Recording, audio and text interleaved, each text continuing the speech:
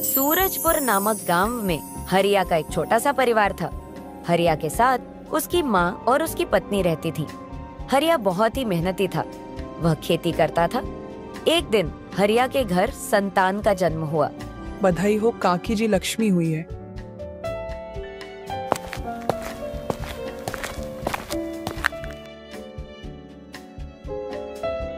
हे भगवान, इतने दिनों बाद तो एक औलाद हुई है, वो भी लड़की। इससे अच्छा तो कोई होता ही नहीं। माँ, आप ये क्या बोल रही हो? ये तो अपने घर की लक्ष्मी है, लक्ष्मी, और मैं इसे लक्ष्मी कहकर ही बुलाऊंगा। हाँ, मुझे मत सिखा। 2 वक्त के खाने के लिए तो कमा नहीं पाता, इसके शादी का खर्चा कैसे उठा पाएगा? माँ, मैं और मेहनत कर लूंगा। मैं अपनी लड़की को खूब पढ़ाऊंगा और इसकी शादी एक अच्छे परिवार में करूंगा। ऐसे ही कुछ वर्ष बीत जाने के बाद लक्ष्मी थोड़ी बड़ी हो जाती है। लक्ष्मी के पिताजी हरिया हमेशा उसका ख्याल रखते हैं। उसके लिए हमेशा नई नई चीजें लाते हैं, पर यह सब उसकी दादी को पसंद नहीं था।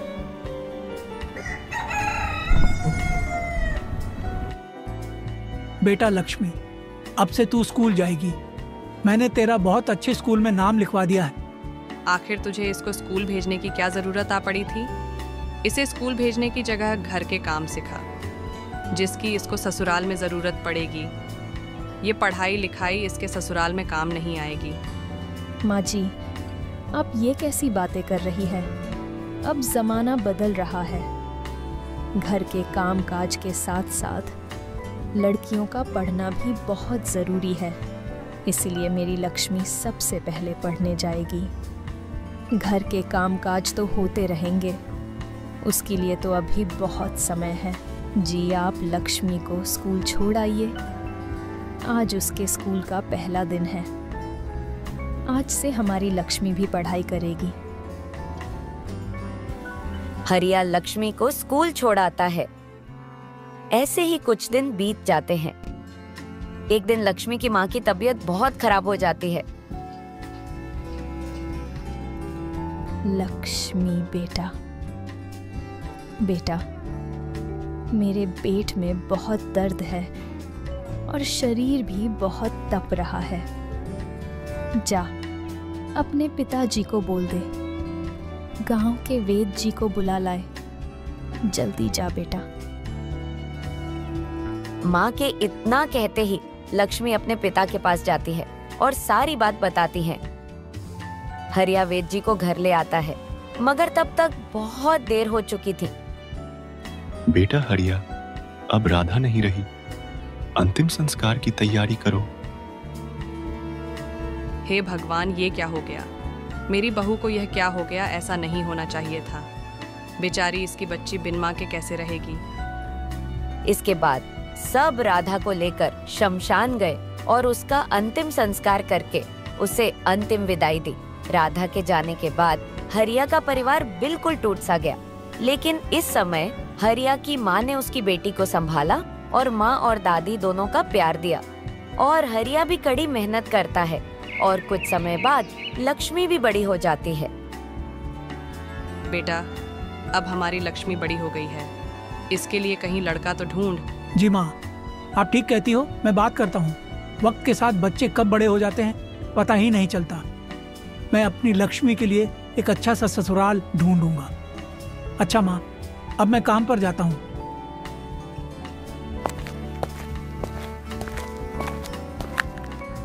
तभी हरिया के घर पर उसकी एक पड़ोसन आती है। काकी जी कैसी हो? मैं ठीक हूँ सीमा बिटिया, तुम बताओ, तुम कैसी हो? मैं भी ठीक हूँ काकी जी। अरे लक्ष्मी, जरा सीमा चाची के लिए चाय ले आ। थोड़ी देर में लक्ष्मी चाय लेकर आती है। यह लीजिए चाची जी। खुश रहो बिटिया।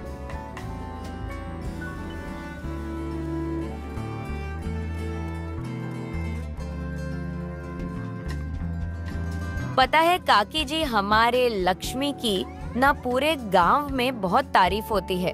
पूरे गांव की सबसे सुंदर लड़की जो है, इसकी सुंदरता की तारीफ तो पूरी गांव वाले करते हैं। हाँ सीमा बिटिया, हमारी लक्ष्मी है ही इतनी प्यारी, साक्षात लक्ष्मी का स्वरूप है। काकी जी, तुमने लक्ष्मी की शादी के बारे में सोचा है? लक्ष्मी तो बड़ी हो गई है, अब आपको लक्ष्मी की शादी कर देनी चाहिए।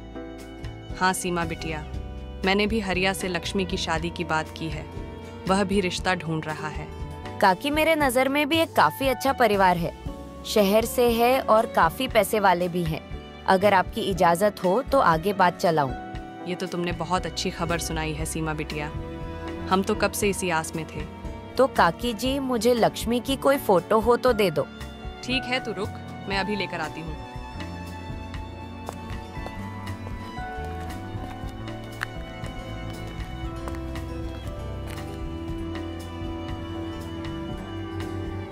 ठीक है काकी जी, अब मैं चलती हूँ। जल्दी मुलाकात होगी।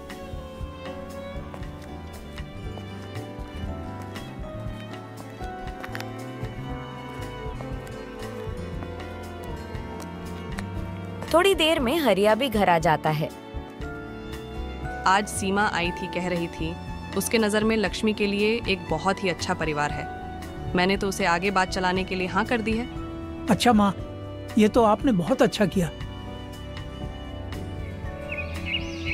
अगले दिन सीमा का फोन आता है। काकी जी, आपकी लक्ष्मी उनको पसंद आ गई है। वह कल ही आ रहे हैं अपनी लक्ष्मी को देखने। अच्छा सीमा बिटिया, ये तो तूने बहुत अच्छी खबर सुनाई है। ठीक है, तो हम सारी तैयारी करके रखेंगे। क्या हुआ माँ, किसका फोन था? सीमा का फोन था। उसने कहा उन शहरी लोगों को हमारी लक्ष्मी बहुत पसंद आई। चल अब जल्दी से आज से ही तैयारी में जुट जा।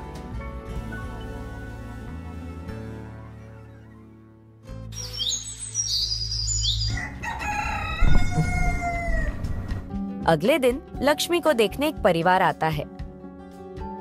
बहन जी, आपकी लक्ष्मी पोती तो हमें बहुत पसंद आई। बहुत ही सुंदर है आपकी लक्ष्मी, जैसा फोटो में देखा था बिल्कुल वैसी। जी हाँ बहन जी, पूरे गांव वाले हमारे लक्ष्मी को बहुत प्यार करते हैं। पर बहन जी, आपके बेटे कहीं दिखाई नहीं दे रहे। वह साथ में नहीं आए क्या? नहीं बहन जी, हमारा बेटा विदेश में पढ़ाई कर रहा है ना, इस वजह से वह नहीं आ पाया। लेकिन बस कुछ ही महीनों की बात है, उसकी पढ़ाई पूरी होने वाली है, तब वह हमेशा के लिए हमारे साथ ही रहेगा। जब तक आप यह लीजिए, उसकी फोटो मैं साथ लाई हूँ। लक्ष्मी के परिवार को रमेश बहुत पसंद आता है। आपकी बिटिया को घर के सारे काम काज तो आते हैं ना? हाँ हाँ बहन जी, मेरी बिटिया सारे काम में निपुण है। पढ़ाई से लेकर घर गृहस्थी तक के सारे काम हमने इसको सिखाए हैं। ये तो बहुत अच्छी बात है। पर क्या बताइए? हमारा बेटा अभी विदेश में पढ़ाई कर रहा है। उसके आगे की पढ़ाई के लिए 4 लाख रुपए चाहिए। 4 लाख बहन जी, ये तो बहुत ज्यादा है। हाँ भाई साहब, हमने तो अपनी सारी कमाई अपने बेटे के पढ़ाई में लगा दी, इसलिए इसके आगे की पढ़ाई के लिए हमें 4 लाख रुपए चाहिए। और वैसे भी हम तो अब बूढ़े हो चुके हैं, हमारे बाद तो आपकी बेटी ही राज करेगी। जी ठीक है, मेरी बेटी से बढ़कर 4 लाख रुपए नहीं है। तो ठीक है, जल्दी से शुभ मुहूर्त देखकर उनकी शादी करवा देते हैं। जी, जैसा आप ठीक समझे। पिताजी रहने दीजिए, ये रिश्ता मुझे नहीं करना है। क्यों बेटा, क्या बात है? आखिर क्या कमी है लड़के में? आपने देखा नहीं कि वह पैसे के कितने लालची हैं। आप 4 लाख रुपए कहाँ से लाओगे? मेरी लाडली गुड़िया, तू चिंता मत कर, वह सब तो मैं देख लूंगा। हरिया अपनी बेटी की शादी के रिश्ते से बहुत खुश था। वह कड़ी मेहनत करता है। कुछ समय बाद आखिर वह दिन आ ही गया था जिसका हरिया को बेसब्री से इंतजार था।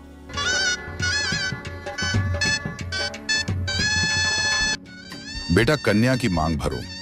तभी लड़के की माँ आ जाती है। रुकिए पंडित जी, पहले पैसे की बात हो जाए। पहले 4 लाख रुपए लेकर आइए। हाँ ठीक है बहन जी, अभी लाता हूँ।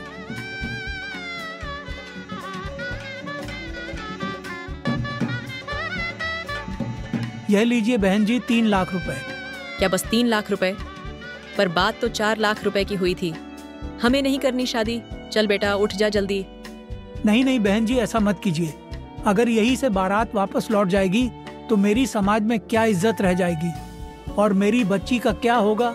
वह तो बेचारी बिना माँ की बच्ची है, उसके दिल पर क्या बीतेगी? मैं आपके हाथ जोड़ता हूँ, ऐसा मत कीजिए, हमारी लाज रख लीजिए, मान जाइए बहन जी। ठीक है, शादी के 1 महीने बाद पैसे दे देना। अगर नहीं दे पाओ तो अपनी बेटी को वापस ले जाना। ऐसी नौबत में नहीं आने दूंगा। और इस तरह लक्ष्मी की विदाई हो जाती है। विदा होने के बाद लक्ष्मी अपने ससुराल पहुंच जाती है। ससुराल में लक्ष्मी की ननद रीमा उसका स्वागत करती है। आइए भाभी, अंदर आइए। चलिए लाइए मेरा शगुन। पर मेरे पास तो कुछ नहीं है देने को, मैं आपको क्या दे सकती हूँ? तभी रीमा की नजर लक्ष्मी के कंगन पर जाती है। भाभी जी, आपका ये कंगन मुझे बहुत पसंद आए। आप ये कंगन ही दे दीजिए मुझे नेक के रूप में। दीदी जी, मैं यह कंगन आपको नहीं दे सकती। ये मेरी माँ की आखिरी निशानी है। माँ, आप ये कैसी कंजूस बहू लेकर आए हो जो अपनी ननद की एक इच्छा पूरी नहीं कर सकती? अरे बहू, अब इतना मांग रही है तो दे देना अपने कंगन उतार कर। आखिर एक ही तो नंद है तेरी। माँ जी, यह बात नहीं है। ये कोई और कंगन होते तो मैं हंसते हंसते दे देती, पर यह कंगन मेरी माँ की आखिरी निशानी है।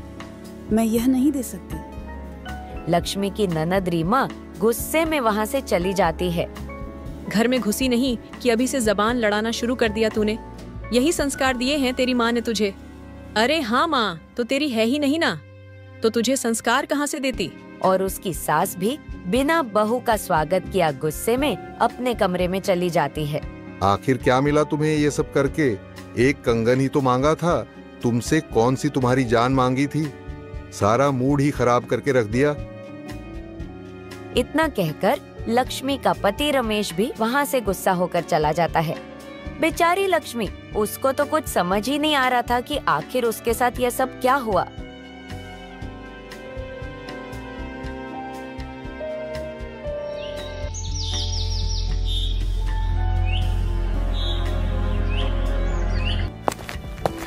माँ कहाँ हो और मेरी चाय कहाँ है? अभी तक मुझे मेरी चाय नहीं मिली है माँ। हाँ, तो खुद बनाकर पी लेना रोज की तरह। अच्छा माँ, यानी कि अब भाभी के आने बाद भी मैं ही घर का काम करूं। अरे मैं तो ये भूल ही गई थी, आखिर वह महारानी है कहाँ? कहाँ होगी माँ, अभी भी महारानी जी अपने कमरे में आराम फरमा रही है। तू रुक, अभी उसको तो मैं देखती हूँ। बहुरानी, ओ बहुरानी। जी माँ जी। जी माँ जी की बच्ची, सुबह के 7 बज गए हैं और तू महारानी अभी तक बिस्तर पर से उठी नहीं। हम लोगों को भूखा ही मारेगी क्या? चल जा, जल्दी से सबके लिए चाय बनाकर ला। और हाँ, सबसे पहले नहा धो ले, इसके बाद ही मेरे रसोई में कदम रखियो। समझ में आया ना? जी माँ जी। लक्ष्मी जल्दी से तैयार होकर सबके लिए चाय बनाती है। माँ जी, यह लीजिए चाय। भाभी, ये तुमने कैसी चाय बनाई है? इसमें तो ना चीनी है ना दूध। लगता है तुम्हारे घर में बिना दूध की चाय बनती होगी। पर ध्यान रखें, ये तुम्हारा कोई गरीब खाना नहीं है, ये हमारा घर है और यहाँ पर दूध की चाय पी जाती है। ठीक है ननद जी, कल से मैं आपके लिए केवल दूध की चाय बनाऊंगी। केवल दूध की चाय बनाएगी से क्या मतलब? क्या हमारे घर का सारा दूध तू केवल चाय बनाने में ही उड़ा देगी? नहीं माँ जी, मेरे कहने का वह मतलब नहीं था। मैं बहुत अच्छे से समझ रही हूँ तेरा मतलब। तुझे तेरे घर में तो कुछ खाने को मिला नहीं, तो सोचा कि ससुराल का ही सारा धन खर्च करके अपने शौक पूरे कर लूं। मैं अच्छे से जानती हूँ तुम जैसे गरीबों को। चल जा, जाकर किचन में बाकी का काम कर।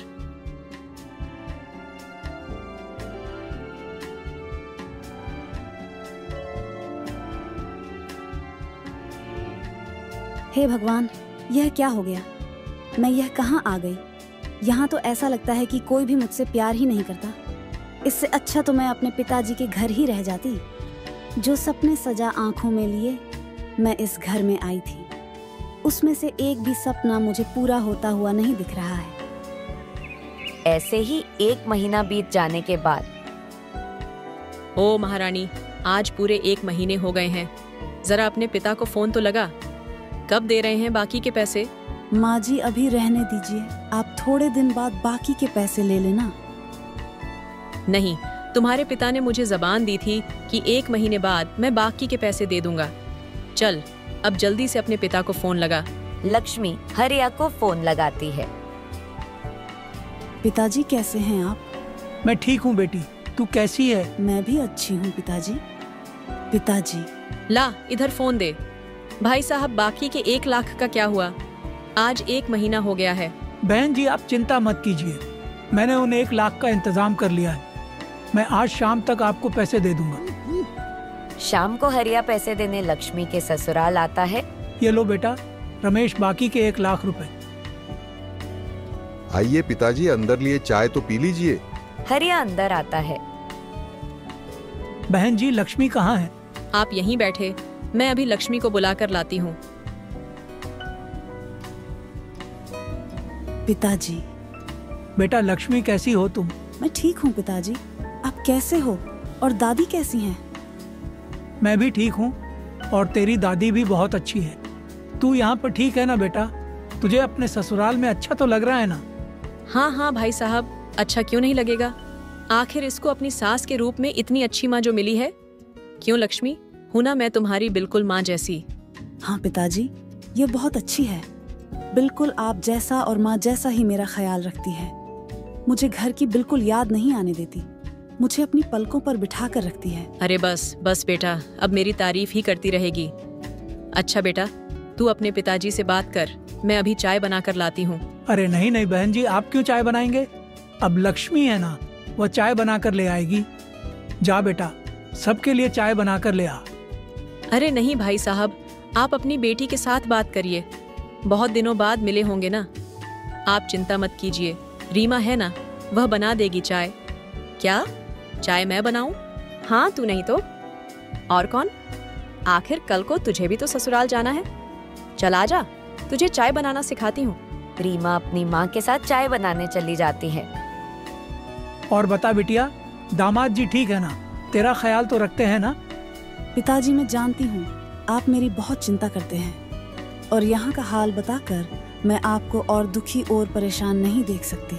हाँ पिताजी, वह तो बहुत अच्छे हैं और मेरा ख्याल भी बहुत रखते हैं। थोड़ी देर में चाय भी आ जाती है। अच्छा, बहुत बातें हो गई, ये लीजिए आप चाय पीजिए। चाय पीने के बाद अच्छा बहन जी, अब मैं चलता हूँ। लक्ष्मी बिटिया, सबका ख्याल रखना और अपना भी। इतना कहकर हरिया वहाँ से चला जाता है। ऐसे ही कुछ दिन और बीत जाते हैं। फिर एक दिन, माँ मैं बहुत थक गया हूँ रोज ऑफिस पैदल जा जाकर, अब मुझे एक कार चाहिए। तू चिंता मत कर बेटा, तेरी कार के लिए मैंने कुछ सोच रखा है। अरे बहू, जरा अपने पिता को फोन तो लगा। रमेश को पैदल ऑफिस जाने में बहुत दिक्कतों का सामना करना पड़ता है। जरा अपने पिताजी से बोल कि रमेश कोई कार दिलवा दे। माँ जी, पर आपको तो पता ही है कि मेरे पिताजी एक किसान हैं। उन्होंने बड़ी परेशानी से 4 लाख रुपए इकट्ठे किए थे। अब वह कार के लिए पैसे कहाँ से देंगे? चल करमजली, जीते जी तो अपनी माँ को खा गई और यहाँ पर आकर अब मेरे बेटे को खा रही है। तू फोन नहीं लगाएगी तो क्या हुआ, मैं तेरे बाप को जरूर फोन लगाऊंगी। इतना कहकर लक्ष्मी की सास गुस्से में वहाँ से चली जाती है।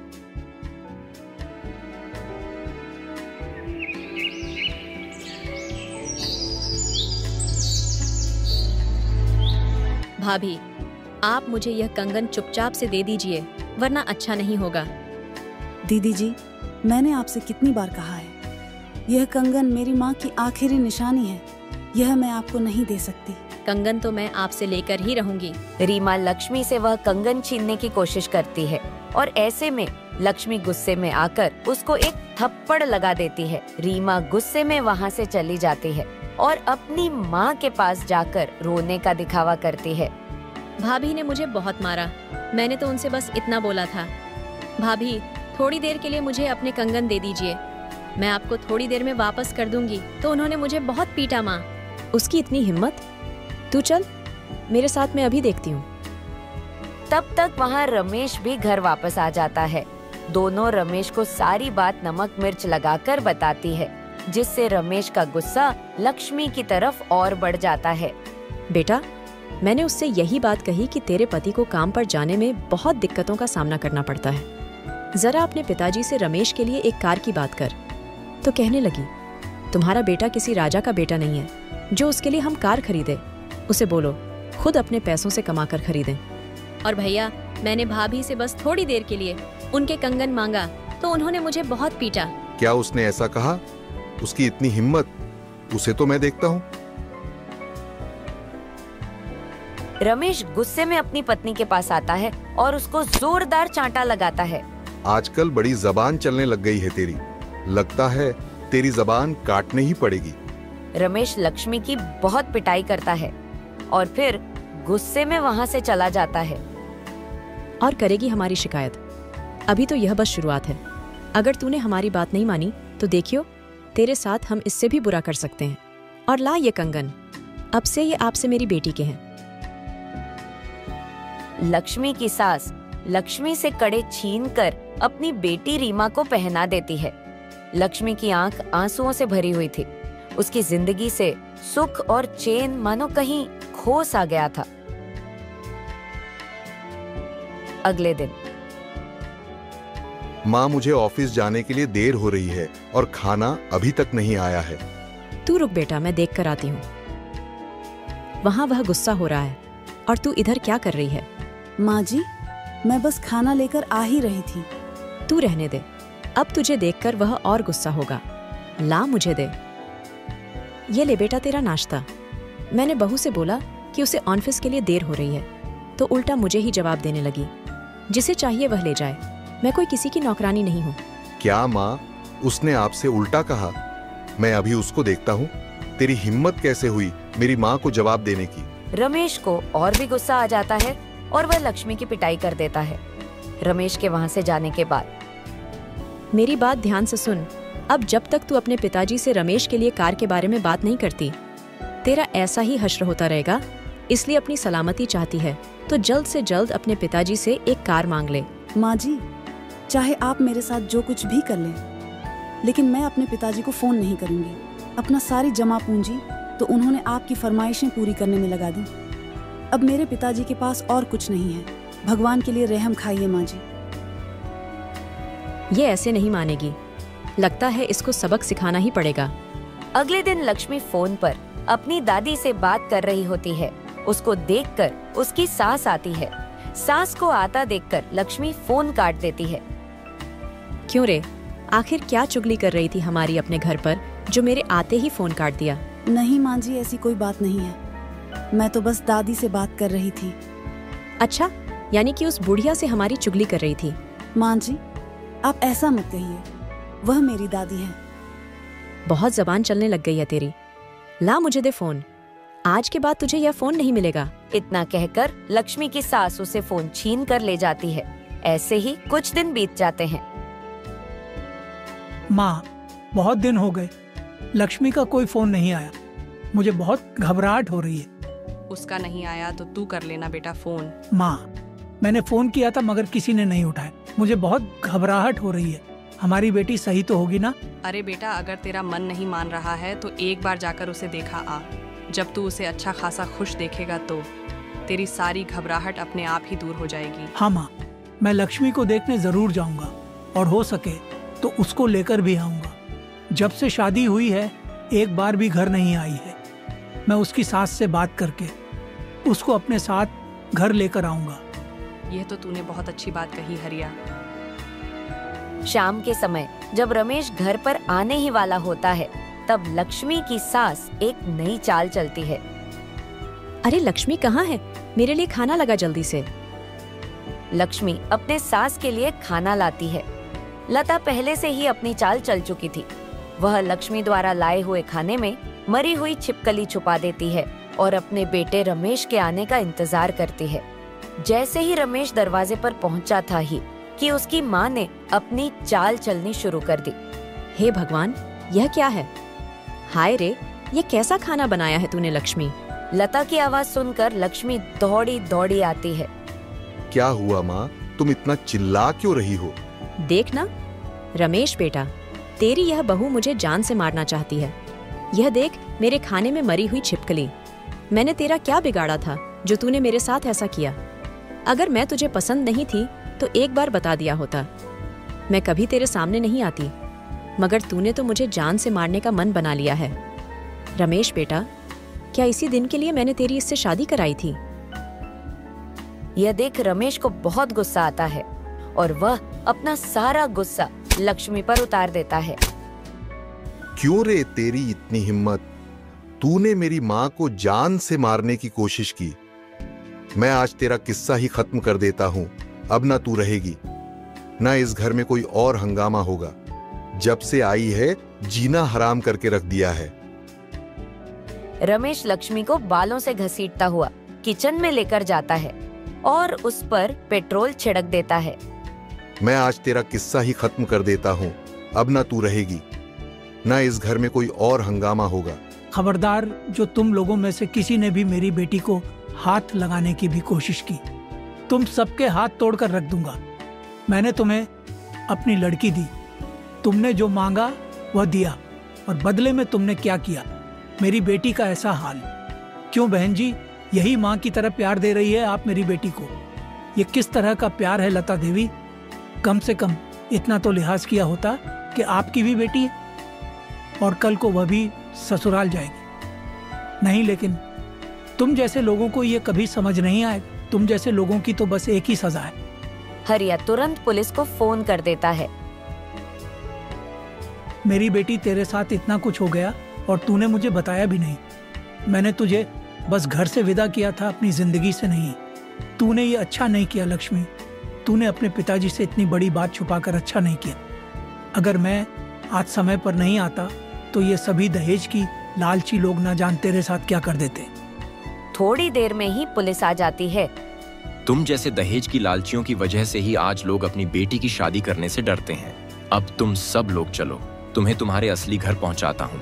पुलिस उन सभी को सलाखों के पीछे डाल देती है और उन सभी लोगों को उनके कर्मों की कड़ी से कड़ी सजा दिलाने में कानून का सहारा लेती है। हाय रे, क्या हाल कर दिया है उन दरिंदों ने मेरी बच्ची का। अगर जरा सा भी पता होता कि वह लोग ऐसा करेंगे तो मैं तुझे कभी ससुराल नहीं भेजती। माँ, जब तक मैं जिंदा हूँ मेरी बेटी मेरे साथ सुरक्षित रहेगी। अब मुझे समाज के लोगों पर बिल्कुल भरोसा नहीं है।